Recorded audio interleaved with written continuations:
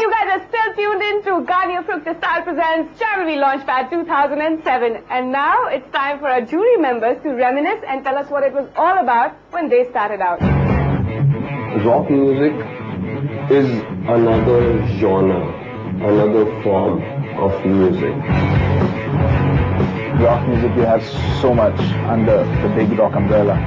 We got right from the 50s rock and roll to the 60s Zeppelin, to the 70s Purple, to the 80s Van Halen, to the 90s Metallica, to Slipknot and stuff like that. Probably the most positive development in rock and roll in India has been the move from an essentially the demand for cover bands, bands playing other people's music, to an increasing demand that bands play their own songs. And I think that's really the most important thing, because there is nothing that can substitute originality.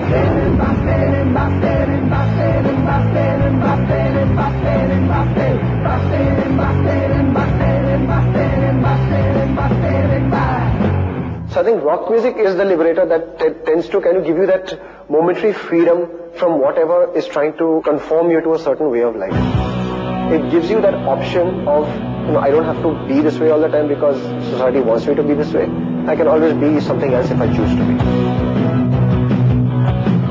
Started when we were back in college, myself and my friend Jayesh Gandhi. We used to hang out a lot together in KC College in the canteen and talk about music, and we both happened to play guitar, so we said we're going to form a band and conquer the world.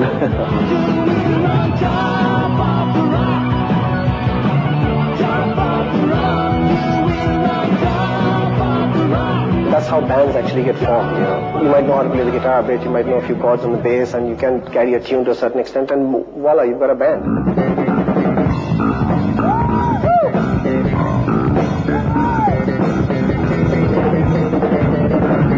Rock in the past was, those days were very different, because on that time we didn't have access to, a lot of TV channels, and you couldn't get music easily in India. You had to pay for someone to import it from something like that. If I had to get some music, I would actually have to take a train to Colaba, hunt all those guys, who are sitting on the road. They would be selling their tapes, and these are all those smuggled tapes.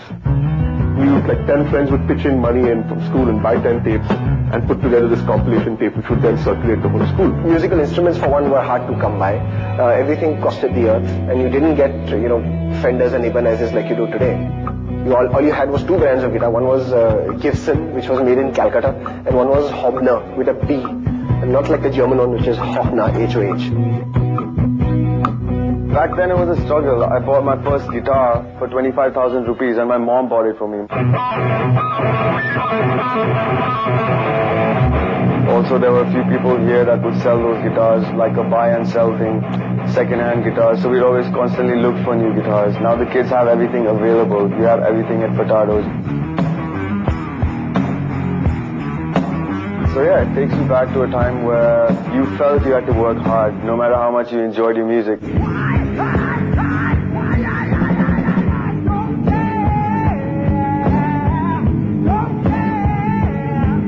Today's scene and the time when we started out, when we were doing music, I would have to say is a lot to do with actually recording and making your own music and putting it down on tape, basically. That's a big difference, because at that point there were no computers.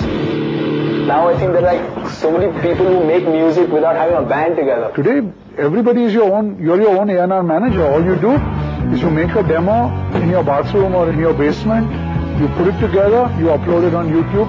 Before you know it, you become the Arctic Monkeys or the Killers or the Replacement, and you become an international act. Today you have so many bands that are very, very good, and they have an identity which is their own. Look at a band like Zero, or look at a band like Templones. They have people singing along to the lyrics, and they know this shit. So the internet has really helped. Wake up! Wake up! I think the relationship between popular music and the underground is that they're related in like a circle. The underground comprises of kids who always want to be the mainstream. But what the underground is actually unknown musicians, unknown artists. So that gives them the liberty to freak out, to get even funkier, to get even harder, because they have nothing to lose. And that's the stage that inspires me the most, because it reminds me of where I was coming from. It's all perception. People can look at underground music as popular music. People can look at popular music as underground music. It doesn't matter. It's all music at the end of the day. Definitely looks like it's on its way up. It's always been on its way up since we started, at least in 1991.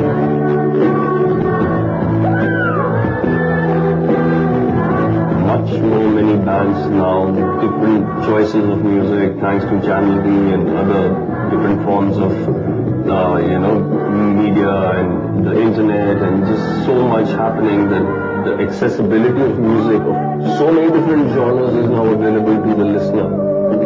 Today, music has become a career option. Then it was not. And rock music also has more of a movement, of an acceptance, of a trend today than it had way back then. Then it was like, okay, I'm in a band. Yeah, okay, but what do you want to do in life?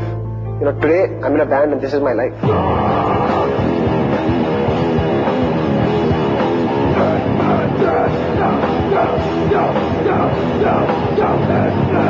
The band culture began to take precedence when, the college rock scene began to take shape, when independence rock began to happen. That became the aspiration, like one day I'm going to play independence rock. The place to play used to be the Xavier's Malhar Festival. My band and Rock Machine were actually hired to perform, and then some father somewhere decided that rock music was the devil's music, and cancelled that show. And there was a very enterprising guy, his name was Anurag. He came to us and said, you know what guys, so what if they banned you outside? I have booked Rang Bhavan, which is just across the road. You do your concert there. We said, wow, we'll do it, And we rehearsed even more. Finally, morning of the concert, there's no sign of Anurag.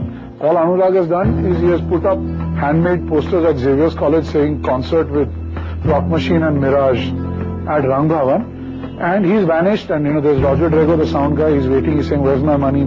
And it just so happened that I and Mark used to be in Rock Machine, and we said, what the hell, why don't we take money at the gate and pay off the bands and everything and see if it does well, we'll do the gig. And for the princely sum of 20 rupees, I remember, we stood at the gate and there was no ticket, nothing. Guy would come, he'd give 20 bucks and he'd go in. Finally, when we came to, I think, 10,000 rupees was promptly handed over to Roger Drago and he put on the sound. And the band started playing. And that day we had 5,000 people in Rang Bhavan. And we were like, wow, this is a good thing.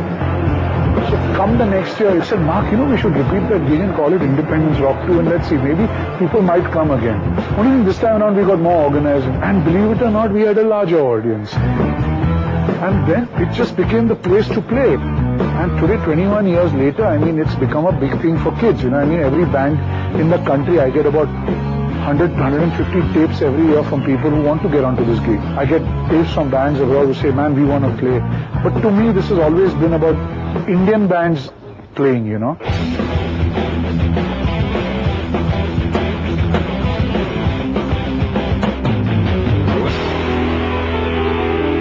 right, it's time for yet another break. But once you guys come back, we're going to have the jury deliberate, and you guys are going to find out which 16 bands make the cut and get to perform at the Hard Rock Cafe in Mumbai. So take this and come back.